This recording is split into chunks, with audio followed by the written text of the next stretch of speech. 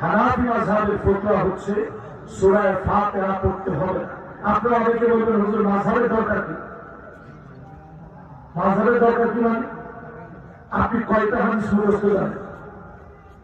এই যে আজকে যে হাদিসগুলো আমি বলছি বাংলা বিপরীত পারবেন এখন আরবি বাদ দেন, বাংলা বিপরীত পারবেন কোরআনের আয়াত সঠিকভাবে কবুল করতে পারেন একটু চিন্তা করেন। আর এক একজন ইমাম লক্ষ লক্ষ হাদিসের হাফেজ ছিলেন। জোরে বলুন আল্লাহু। এরপর আপনাদেরকে আরেকটু সহজে বুঝাই দিই, ছোটবেলায় আপনার ছেলেটা কেমনে হাঁটতো এটা আপনি মনে রাখছেন? ছোটবেলায় আপনার আব্বা না বলে ছোট বাচ্চারা কি বলতো? না না দেরি না, আব্বা বলার আগে একটু কত রকম জিব্বা ভাঙ্গা তোতলায় তোতলায় ছোট ছোট বাচ্চারা কত কিছু উচ্চারণ করে না। যেমন আমার ছেলে মাছ না বলে একসময় বলতো কক আসছে, সালাম না দিয়ে আমার ছেলে বলতো আপ।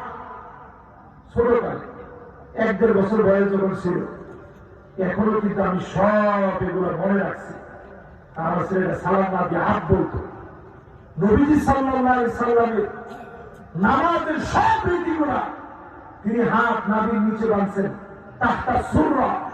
আমার উপরের যে আয়াতগুলো আছে এই সবগুলোর মাযহাব দিয়ে আল্লাহ জীবিত করে রাখছেন।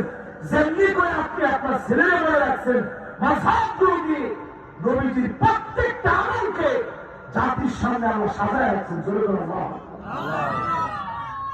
মাযহাবের দরকার আছে না? আছে। এই জন্য সূরা ফাতিহা কেউ যদি পড়ে, উনি যদি শাফিঈ মাযহাব ফলো করেন, উনি যদি পড়েন লা সালাতা লিমান লাম ইয়াকরা বিফাতিহাতিল কিতাব, সহিহ বুখারীর বর্ণনা অনুযায়ী কেউ যদি সূরা ফাতিহা পড়ে শাফিঈ মাযহাবকে অনুসরণ করে, এই ক্ষেত্রে আমার কোনো কথা নেই। কিন্তু আপনি সমাজের ফিতনা লাগানোর জন্য হানাফি মাযহাবের লোকেরা যেখানে পড়তেছে না ওইখানে এসে যদি বলেন পড়তেই হবে, আমি বলবো আপনি দ্বীন সম্পর্কে জ্ঞান রাখেন না। সূরা ফাতিহা না পড়লে নামাজ হবে না, এটা তো হাদিস দিয়ে বললাম। কিন্তু আপনি এবার সূরা ফাতিহা পড়লে, তার সূরা ফাতিহা যদি কেউ না পড়ে এই কথা বলার কোনো সুযোগ নেই। না এই কথা বলবে, এই কথা বলা যাবে না, সূরা ফাতিহা পড়লে নামাজ হবে না, এই কথা বলার সুযোগ নেই।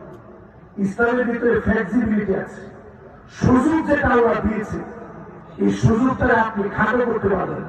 ইসলামটা অনেক সুন্দর, অনেক বড়, ইসলামটা হিস্ট্রিক্যাল, প্রত্যেকটা জায়গায় অথেন্টিক দলিল আছে, কাজে আপনি কোরআনে ছোট করতে পারবেন। ইমাম শাফিঈ রাহিমাহুল্লাহ তিনি যখন ইমাম আবু হানিফা রাহিমাহুল্লাহর মাকবারা জিয়ারত করতে গেছেন, উনি নিজে নাভির নিচে হাত রাখছেন। এগুলো ইসলামের সৌন্দর্য, এগুলো ছোট করবেন। যেখানে আপনি যখন দেখবেন এক ভাই পড়তেছে তাহলে আপনি ছোট করে দেখবেন না, যে ভাই পড়তেছে না আপনি তারাও ছোট করে দেখার সুযোগ নেই। এগুলা প্রত্যেকটা দলিল তাই চুপায় আছে। নাসবুর রায়া পড়ে দেখেন আপনি সবগুলা দালিলিক জবাব দেওয়া আছে। হানাফি মাযহাব কিন্তু উড়ে আসেন, সবগুলা দলিল আছে, কাজে এগুলো ছোট করে দেখার কোন সুযোগ নেই। আশা করি বুঝতে পেরেছেন ইনশাআল্লাহ। আমরা এগুলো নিয়ে কোনো তর্ক বিতর্কে জড়াবো।